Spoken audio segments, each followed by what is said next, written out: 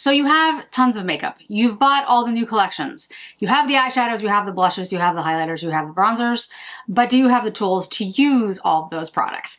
Today, I'm gonna give you the 10 essential brushes that you need as part of your core collection. Welcome back, everybody. Today's video is gonna be as concise as possible because I wanted to put something together that'll be easy to consume, but still comprehensive. So I'm gonna do my best.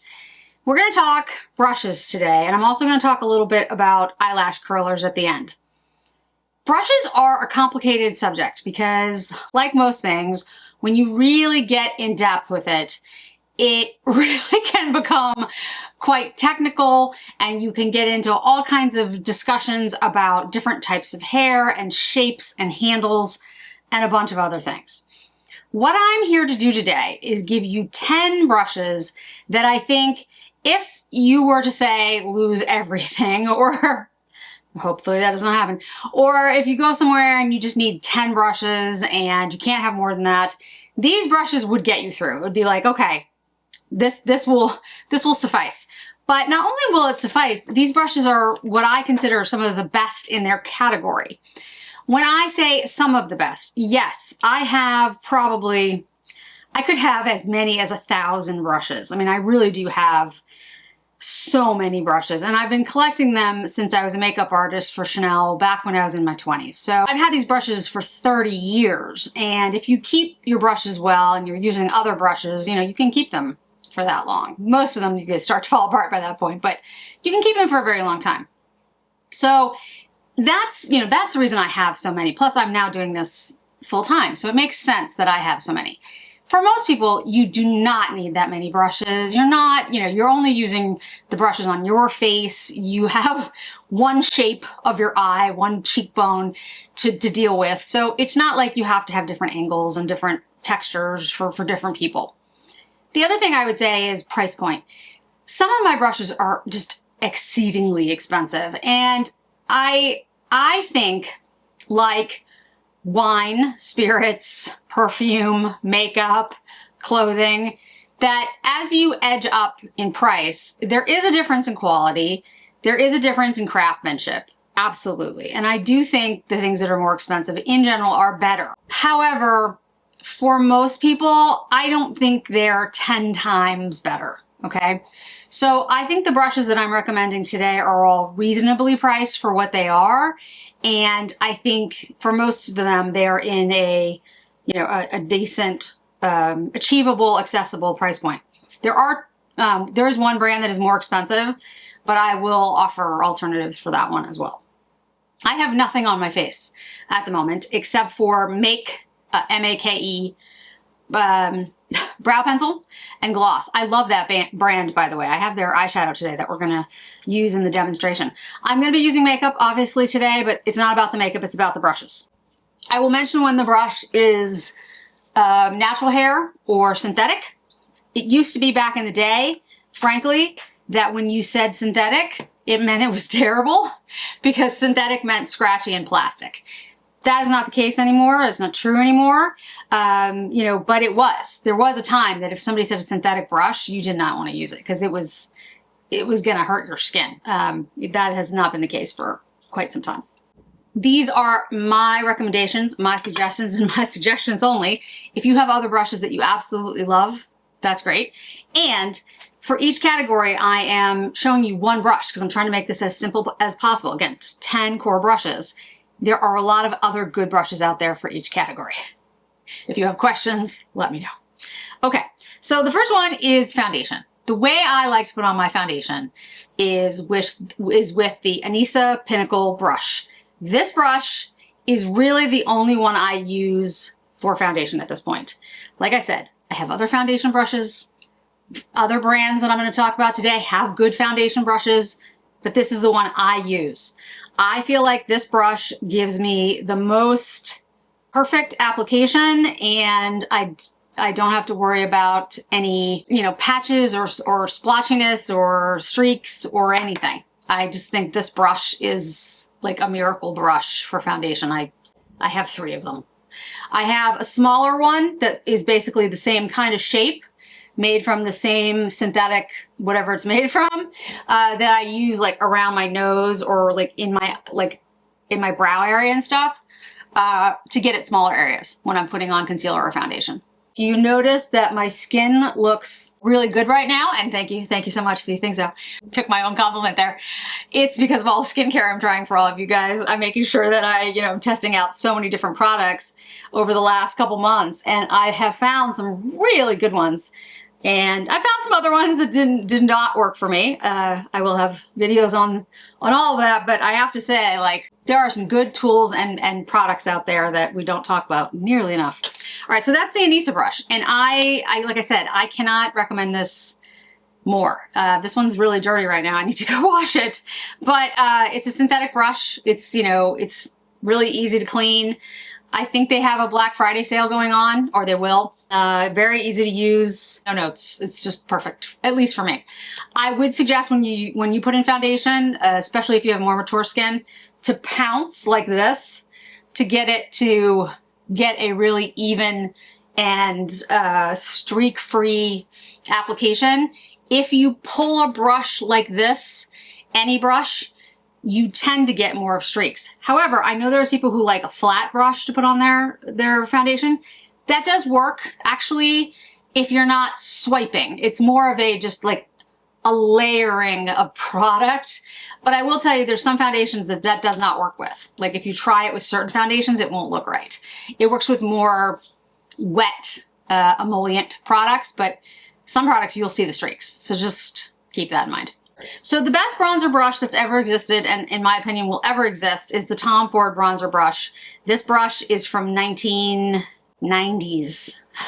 This is my OG brush, and I've kept it all these years. I do have a backup to this brush. This is a brush that still exists in design, the same shape, everything, but the hairs are completely different. Tom Ford went to synthetic hairs years ago. This brush works like none other.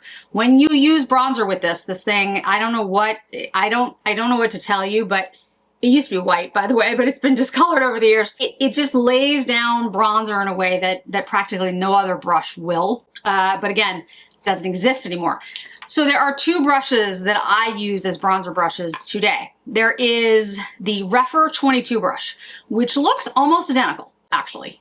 It's the closest I've ever seen. It's a little whiter and like more triangle-y. This is a little bit more like a powder puff, but it's the closest I've ever come across. And the hairs are natural hairs.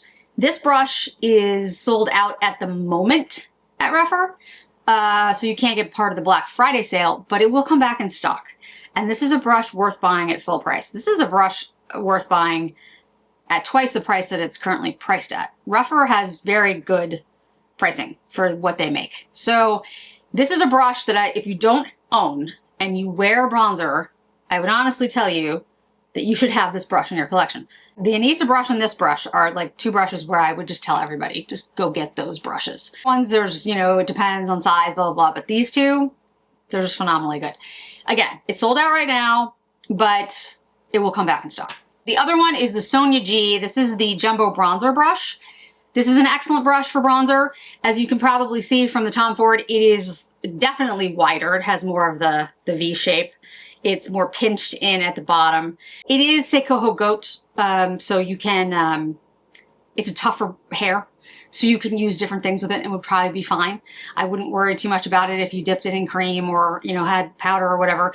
You can clean it with, shampoos that are meant for natural hair brushes and it should last. These are really well made. This is the only Sonia G brush I'm going to talk about today. The reason is Sonia G comes in and out of stock with different brands. She's got a new set, I think, coming out soon, Travel. Everything that Sonia G makes, all of her brushes are excellent. If you decide that you want to pick up all Sonia G, you'll be fine. Her brushes are really well made. And I would say, as you start getting into the nitty-gritty again about hers and like when they were made, the older ones are better than the newer ones because of access to material. The prices are more expensive, all of those things. But Sonia G, you really generally cannot go wrong with her brushes. I'm not saying that every single brush she introduces is the best brush ever. I'm just saying it's a safe brand to go with. But I'm not talking about it today because, again, some of the brushes are out of stock because she just, you know, she's introducing her own couple of pieces or whatever it is. So they could be out of stock for like a year. These other brands, you can actually get access to the brushes. So I'm going to use the Sonia G on this side, and I'll use the Rephr on the other side. You won't see a huge difference, frankly, in application. One, because I have been doing this a long time and I'm pretty good at application at this point. But for you guys, or for someone who's never really used makeup, I'd say the main difference is the Sonia G one is narrower than the Tom Ford and the Rephr. And to be honest, if I were beginning in my makeup journey, I'd go with the Rephr. I actually think it's softer, and I think it's easier, it's more foolproof when you're putting on bronzer. Because the thing about bronzer that I talk about all the time is it's supposed to hit where the sun hits your face. And if you think about it, the sun hits your entire face. So it's okay if it's not like in a particular area. It can be everywhere. It can be like a bronzed effect on your face. You want a bigger, fluffier brush, actually. You don't want something that's super specific, like a contour brush. That's not what a bronzer is. It's blush. So I'm gonna talk about two blush brushes that are actually kind of the same brush. These are Rephr brushes. This is the new one. This is the Shodo Shodo 05. I think that's how it's pronounced. And then this is the 05 brush. So you have the original, which is the 05, and then you have the Shodo that just came out. The reason I wanted to show you the difference here, because those of you out there who have seen the ads for the new brush, the Shodo, which has just been released, probably are wondering what the difference is between the Shodo and then the 05 and then the 05. Can you see, and I'll try to see if, make sure the camera can pick it up, the difference in the hairs and the way that they're placed. The shape is very similar, but this is a rounder shape. This has more almost like a flat top to it and then comes up like this and then stops here. These are all different lengths. What that does is create a more fluffy, diffused look. And when you're putting on blush, especially when you have fussier skin, something like this will lay down blush in a, I think, more natural diffused way. This will lay down blush more pigment and more striation. It's not to say you're just going to get a sweeper brush. That's not going to do that. But especially if you have dry skin or you have patchy skin, something like this will pick it up more than something like this. This will sort of dance around your skin. Okay, so they both work really well. It's just a matter of which one I think is easier to use. So what I'm gonna do, this is the No Makeup Makeup blush. This is a cream, okay? And I'm just gonna put like a little bit here. No Makeup Makeup is like one of my new obsessions, by the way, because they have just such easy makeup and it works really, really well on drier skin. And I put that down because I wanna show you, if you put a cream on something like this is what it looks like, by the way. This is the pink one. This is a really good product. That act, putting on like a cream, you want to make sure that you're using a brush that is a tougher brush, a goat brush or a synthetic brush. You don't want to use natural hair squirrel brushes with a cream on your face or something that's still sticky on your face because it can ruin the hair. And in fact, you never want to use those types of brushes, those really soft brushes with a cream. Like you don't want to put it on the brush. But I also would recommend if you have creams on your face, don't use those brushes right after you've used cream on your face either. Because what's gonna happen is it's gonna damage the brush possibly. And also the brush is not gonna work right because the cream is gonna interfere with the way the brush works because it's gonna kind of get stuck in it. These brushes won't do that. And I wanted to show you, so there's a little bit of cream on my face. That makeup is not still sticky. It's not emollient. It is emollient, but not, it dries down to a powder. So it's not like the WTF stuff, so you don't have to worry about that. But it's enough so that you can see that it works with the creams that you might be using. I'm gonna take a Dior blush and highlighter. Do you remember this one? Didn't come out that long ago, guys. This is the Dior Riviera Blush and Glow. And I'm just gonna use the blush part, and I'm gonna do it on this side, but this side I'm gonna use the Shodo. We're just gonna put a little bit there. And I wanna show you, like, if I just go like this, can you see how, like, diffused and pretty that is? Like, it's light, but it definitely puts down the pigment pigment on the face. Now, I can also swirl, I can also press, and you can build up pigment very, very quickly. But it's very diffused, it looks very natural, it almost looks like you're blushing from within. Same thing, 05 on the other side of the face, and you'll see that immediately the blush is more intense. Not a lot, these are both, you know, brushes that work really well, plus I didn't pick a super uber pigmented blush. But if you use this brush, it's going to have a less diffused, more pigmented look. This looks more almost ethereal. It's not drastic, but you can see the difference. Those two brushes, though, are both excellent brushes for blush. I really like both of these. I also want to mention really quickly that this Rephr brush from the holiday that did sell out, this one's great, but again, it's unavailable. I did talk about it when it came out, though, because it's a really good blush brush. Okay, highlighting blush. Highlighting brush. So for highlighter, there's two things that you want.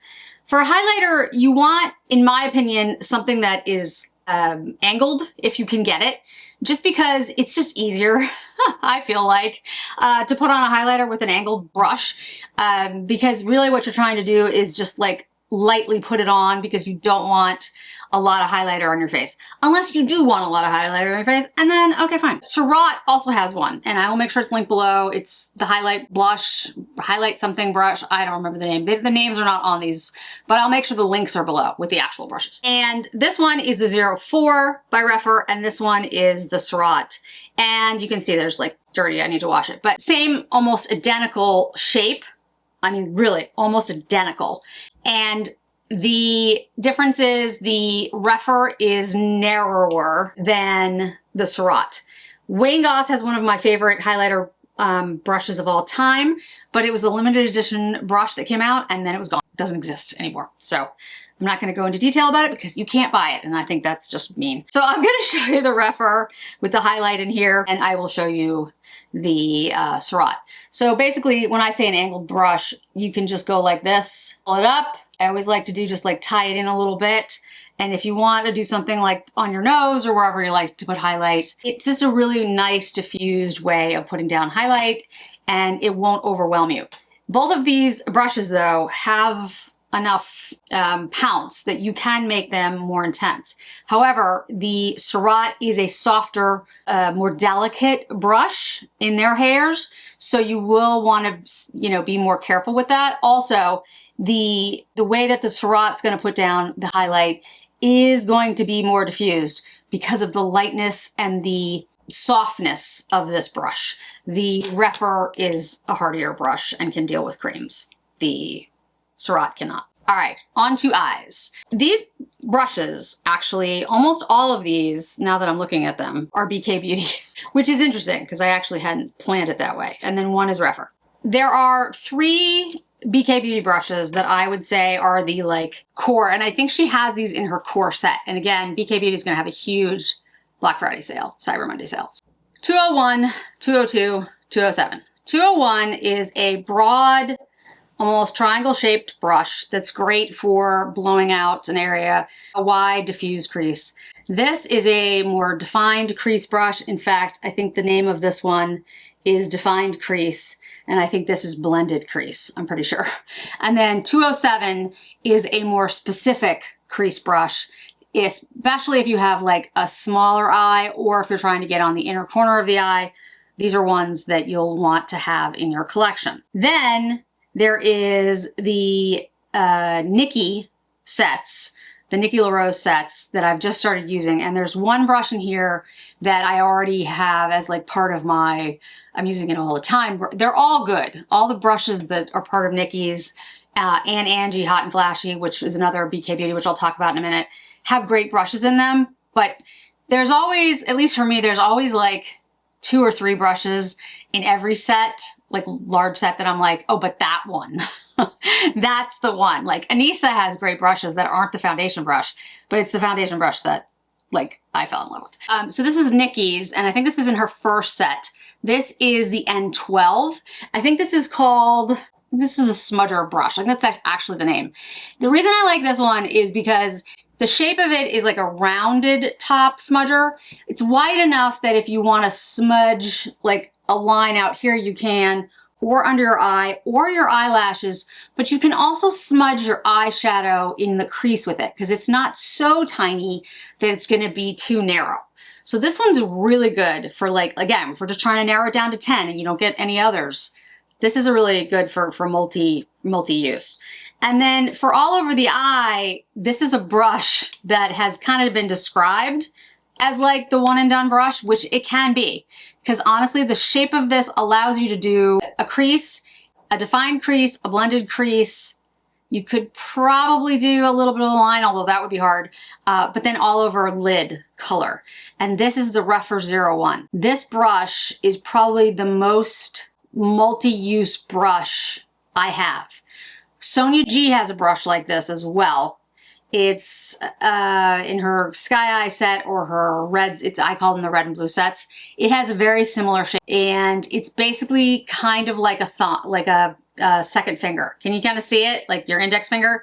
It has a very similar shape, so that you can basically do this or this. You know, it has that finger shape to it that works really well on most people's eyes.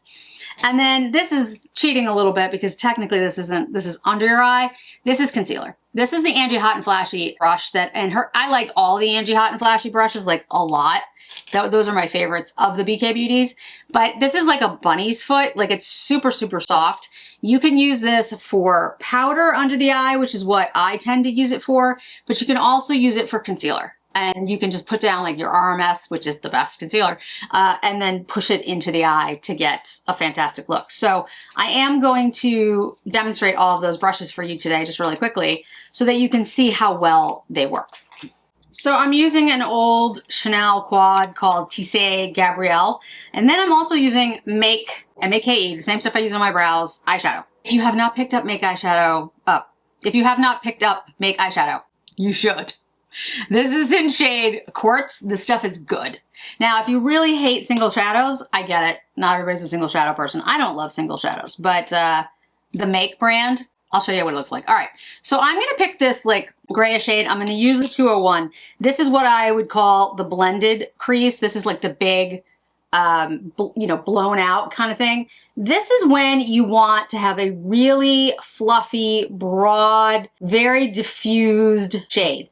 Do you see how wide that is, how big that is?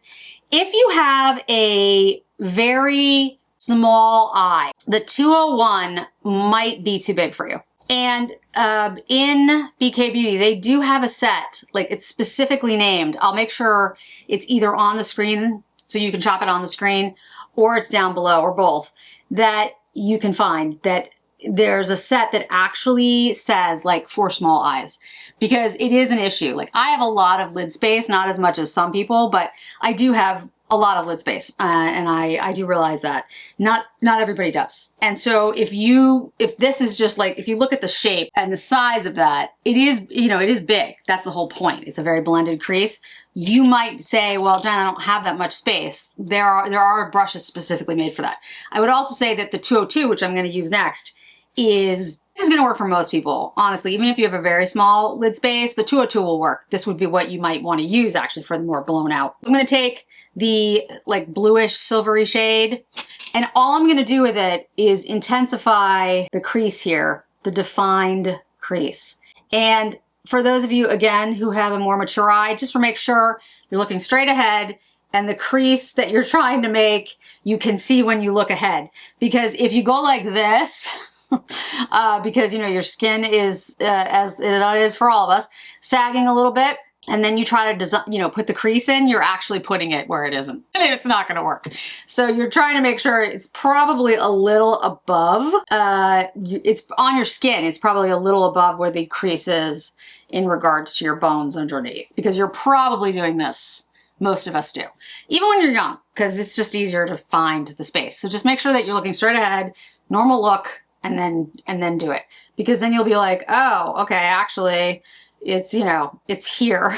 it's not where I think it is, and that's normal for all of us. So Don't worry about that.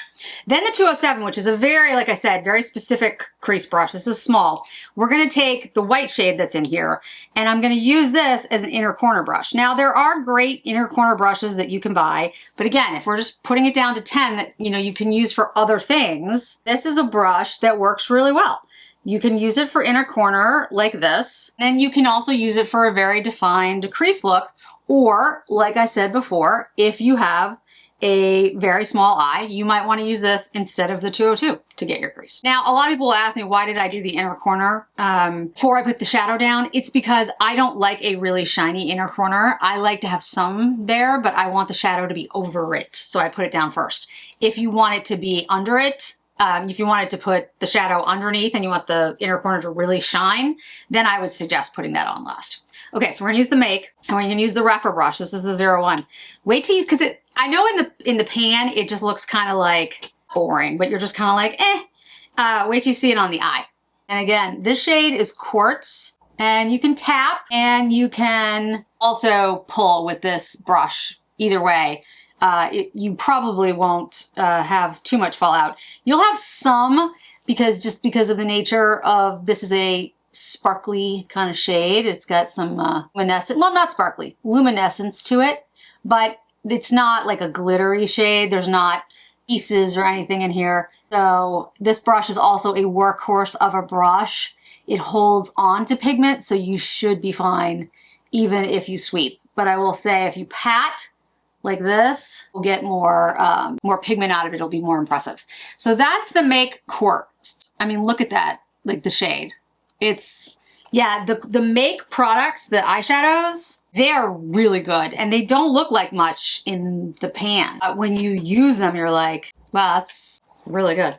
Okay, so now the smudge brush. There's different ways you can do this, depending on what you want. I'm gonna use a liner, and then I'm gonna smudge it out. So this is the Dior liner. This is the Pearly Plum that came out for holiday. I really like this color. I think it's nice. It's a nice purple, a little different. I tend not to use blacks a lot, only because I feel like it's, I don't know, it's not that it's harsh, because black can be really pretty and really, you know, accentuate the size of your eyes. But I feel like because I don't wear a lot of makeup in regards to the heaviness of my makeup, it tends to be light. I tend to use light foundations, thin foundations. I always want to try to, I keep my eye makeup a little bit, you know, lighter, and black can be a little bit more overwhelming.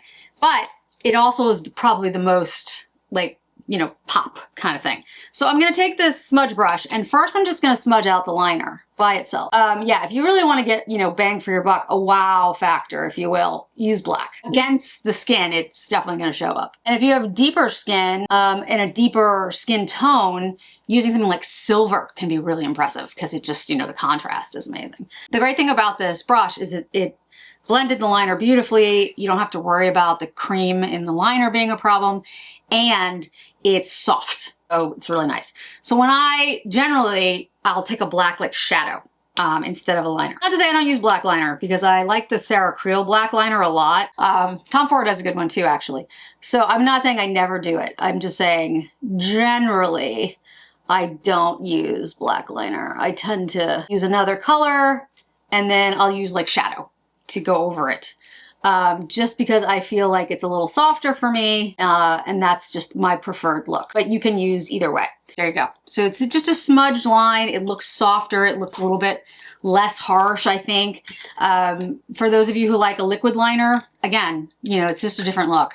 For me, I just generally don't do liquid liners at this point in my life. Nothing wrong with them. They can look amazing. I just generally don't do them. So for the eyelash curlers, let me put on a little bit of lip. This is the Clinique Black Honey, which I know was like the thing, goodness, how many years ago, but now I'm obsessed with this, like literally. I've just been using that. Love the color.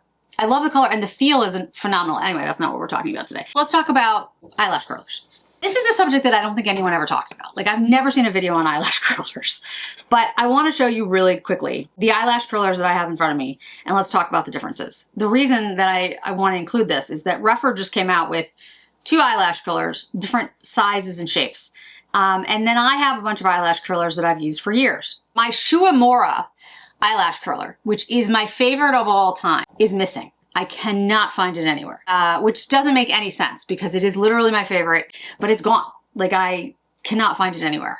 I either lost it, which is upsetting, or it's somewhere and I just don't know what I did with it. Either way, it's upsetting because I can't talk about it today. But I will show you the other eyelash curlers and explain the differences between the shapes that are involved. So this eyelash curler is the Surratt eyelash curler. And this one is actually as close to the Shu Uemura as exists.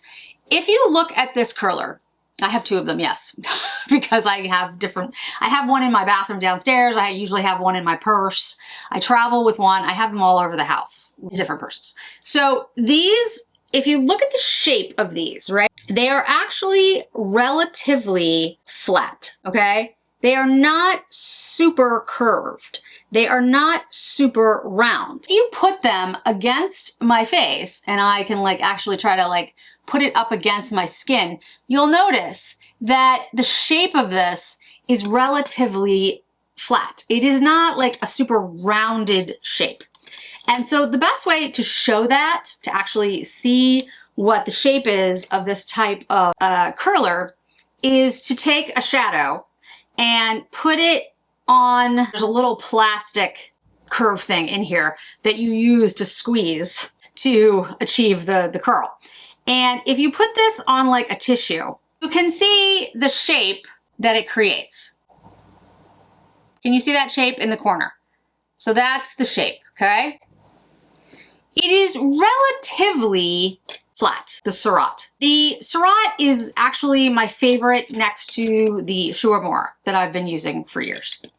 The other one that I have that I actually think is quite good is the Shiseido. Shiseido is the company that makes Clé de Peau, by the way, if you don't know. And this shape, again, has more of that flat shape. It's not super curved, okay? When you say super curved, you want to think about how your eye curves. Is your eye a flatter curve or is it like very rounded? And so both of these are relatively flat. And in fact, they have almost an identical shape when you look at these two. The difference is between the two is at the top of the curler. When you actually press down, and I will show you when I do this, and I'm gonna use them on my eye. You press down between these two. This one is has more tension. It's harder to press down on this. This one easily presses all the way down, and it's not because of the age. It's literally the tension that's set in this little mechanism here about how it tightens. Also, the little plastic thing that's here. Some of these plastic things are super hard and some of them are super soft. If you want more of a curl, more of a lift, it's gonna have to be a little bit hard, by the way, because it's gonna push. So that is the biggest thing. This one is has more tension. This one has a little less tension. And the other thing that I would say between the two of them is that the top of the curler is a little thinner. Not a lot, but a tiny, tiny bit. So I'm gonna put a shadow on this and you can see that the shape is very, very similar. We'll use exactly the same. But when you use those brushes, those curlers, it goes up against the eye, and as long as your eye is shaped similar to that, it's gonna get at every lash. If your eye is more rounded, more curved, what's gonna happen is the ones on the edge of each one you won't get close to the eyelid because it'll be too flat. So what Rephr did when they created these two is they made one more like the Surratt and the Shiseido, and one more rounded. And the one that's more rounded is the 18R. The one that's more like the Surratt and the Shiseido is actually the 20. So if you look at the shapes, they are quite similar, actually. Difference is, though, the top of the Shiseido is much thicker than the Rephr.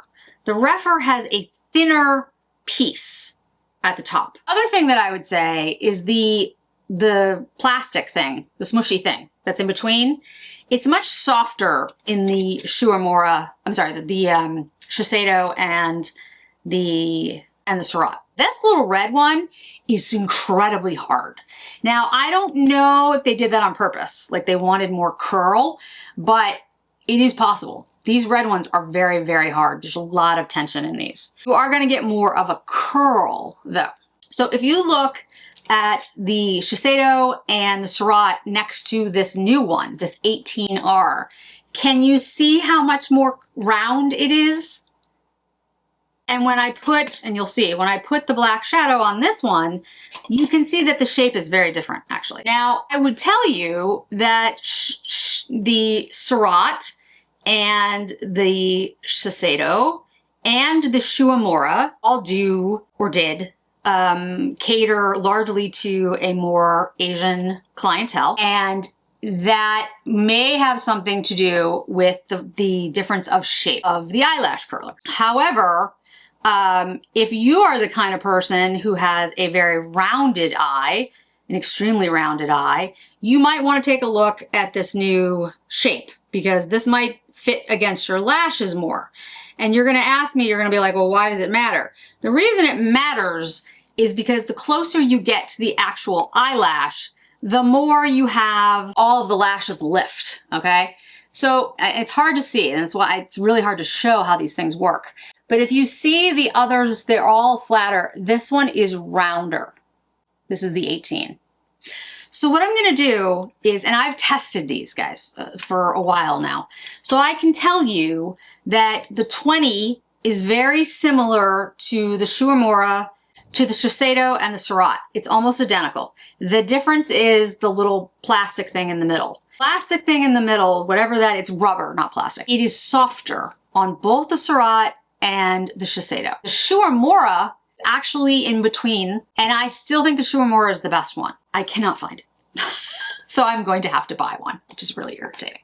So let me show you the 20R on this side. And the 20R, like I said, looks like the Shiseido and the Shiseido and the Surratt, and I'm gonna do the 18 here. So you can see the difference in the lashes. I'll turn sideways for each one, and I will put mascara on so you can see the difference as much as possible. Okay, that's this one. Now this one, which is the 18, which is more curved and does fit my eye better. I feel like the Shuamora is more like this one, but again, I can't test it because I can't find it.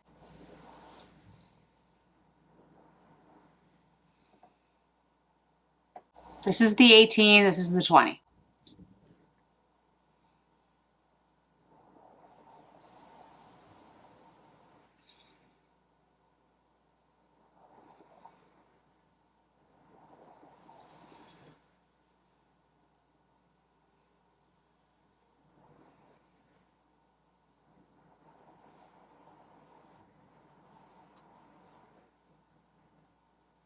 I don't see a tremendous difference. What I see is that the 18 got the edges more, the ones very close to my inner corner and the ones on the outer, because again, it could get to the base more because it's more curved. I think it does, the 18 does lift the lashes a little bit more because again, it fits my eye better. However, I will say, in my opinion, the red rubber in here is really hard.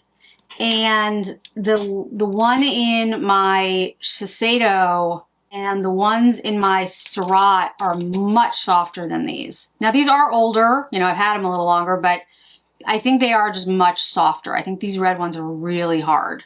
So my thing about the hardness is that it will curl it more because it's harder. It's gonna push against the hair. I think it's a little uncomfortable on the eye. And if you have very sensitive eyes, I think it's gonna bother you. So what I would say to Rephr is I love the curler, but I think the rubber's a little hard. But it does give you that lift that you probably wouldn't get if it wasn't. I'm gonna go buy another Shuamora eyelash curler and I'll let you know. Last but not least, let me put on a little bit of concealer. I don't know where it went. It's killing me. I'm like, how did I lose my favorite? I don't. Angie Hot and Flashy. This is literally the best brush for anything under eye. I mean, it's great for lots of things. It's so easy to use. It's fantastic. Love this brush. So if you have any questions about any of the brushes or the eyelash curlers, let me know. I'm happy to answer them. And again, I'll have all the links down below. There's many other brushes out there that are fabulous, but I tried to condense it as much as I possibly could so that if you just had 10, these would work for you. So thanks so much for joining me today, guys. I really do appreciate it. I hope to see you in another video really soon. Bye.